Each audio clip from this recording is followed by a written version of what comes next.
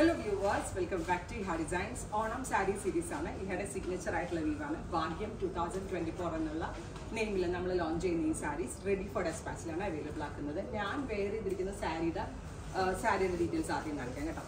ഇത് കണ്ടോ, golden സെറി weaves വരുന്ന ബോർഡേഴ്സ്, ഓപ്പോസിറ്റ് സൈഡിൽ കുറച്ച് വീതി കൂടിയ ബോർഡറും ഈ ഒരു സൈഡിൽ കുറച്ച് വീതി കുറഞ്ഞ ബോർഡേഴ്സുമാണ്. ഞാൻ എൻ്റെ കയ്യിലുള്ള ഒരു ബനാറസി ബ്ലൗസിൻ്റെ കൂടെയാണ് പെയർ ചെയ്തത്. ആക്ച്വലി ഇതിൻ്റെ ബ്ലൗസ് ടിഷ്യൂ വൂവൺ ബ്ലൗസാണ്, നല്ല ഭംഗിയുള്ള ടിഷ്യൂ വൂവൺ ബ്ലൗസാണ്. ഇതുപോലെ ഇപ്പോൾ ടോൺ ടു ടോൺ ആയിട്ട് കൊടുക്കേണ്ടവർക്ക് ടോൺ ടു ടോൺ ആയിട്ട് കൊടുക്കാം, കോൺട്രാസ്റ്റ് ഇടേണ്ടവർക്ക് കോൺട്രാസ്റ്റ് ഇടാം. ഇത് ഞാനിപ്പോൾ എന്താ വെച്ചാൽ കുറച്ചുകൂടി കളർഫുൾ ആവട്ടെ എന്ന് വിചാരിച്ചാണ് ഞാൻ ഈ ബ്രൊക്കേറ്റ് വൂവൺ ബ്ലൗസിൻ്റെ കൂടെ ഇട്ടത്. ബ്രൊക്കേറ്റ് വൂവൺ ബ്ലൗസിൻ്റെ കൂടെ ഇടുമ്പോൾ നമ്മൾ ജ്വല്ലറീസ് എപ്പോഴും മിനിമൽ ആയിട്ട് ഇടുക, കുറച്ച് വലിയ ഓവർ ഫാൻസി ഒന്നും ഇടാതെ വെരി മിനിമൽ ആയിട്ടുള്ളത് ഇടുക. ഞാൻ നമ്മളുടെ ട്രഡീഷണൽ കാശുമാല കളക്ഷനിൽ ഒരെണ്ണമാണ് വെയർ ചെയ്തിരിക്കുന്നത്.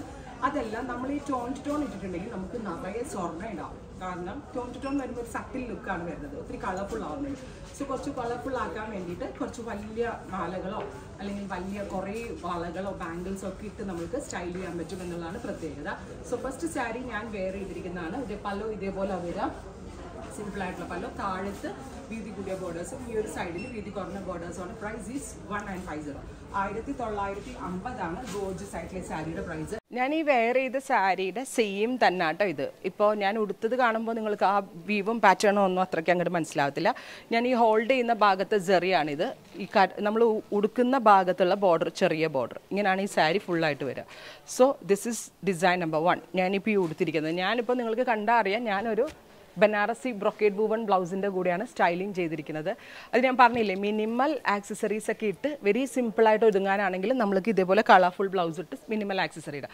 അതേസമയം നമ്മൾ ടോൺ ടു ടോൺ ഇടുകയാണെങ്കിൽ അത്യാവശ്യം നല്ല ഹെവി ആക്സസറീസ് ഇടാം. അങ്ങനത്തെ ഒരു കോമ്പിനേഷനിൽ വേണം നമ്മൾ ഡ്രസ്സ് ചെയ്യാനായിട്ട്. ഇതൊരു സ്റ്റൈലിംഗ് ടിപ്പായിട്ടും കൂടെ കൂട്ടാം. നമ്മൾക്ക് ഇനി നെക്സ്റ്റ് ഡിസൈൻ കാണാം. ഞാൻ വെയർ ചെയ്ത സെയിം കോൺസെപ്റ്റിൽ 2 പാറ്റേൺസ് നമ്മൾ ലോഞ്ച് ചെയ്യുന്നുണ്ട്. This is the second design ഇതാണ്, തേർഡ് ഡിസൈൻ ഇതാണ്. ഇങ്ങനെ 3 ഡിസൈനുകളിലായിട്ട് നമ്മൾ ഈ സാരി ലോഞ്ച് ചെയ്യുന്നുണ്ട്. ഡീറ്റെയിൽസ് കാണാം.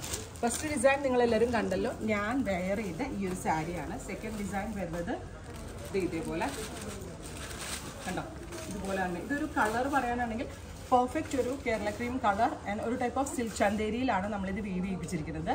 സിൽക്കിൻ്റെ അതേ ഫീൽ കിട്ടാൻ വേണ്ടിയിട്ടാണ് ഈ kind of saris.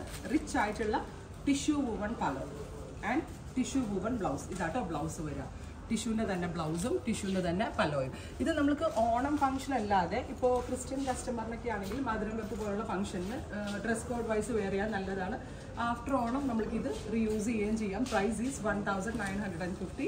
Ready for dispatch, express delivery. So second design എല്ലാവരും കണ്ടു എന്ന് വിചാരിക്കുന്നു. ഇതാണ് സെക്കൻഡ് ഡിസൈൻ. ഇനി നമ്മുടെ തേർഡ് ഡിസൈൻ വരുന്നത് ഇതേപോലെ കേട്ടോ വരാം. സെയിം തന്നെയാണ്, ആ സെറിയിലെ വീവിൽ വന്നിരിക്കുന്ന ചെറിയ difference.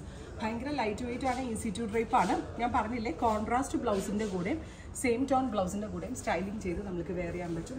1950 ready for dispatch. Try ചെയ്ത് നോക്കാം. Thank you.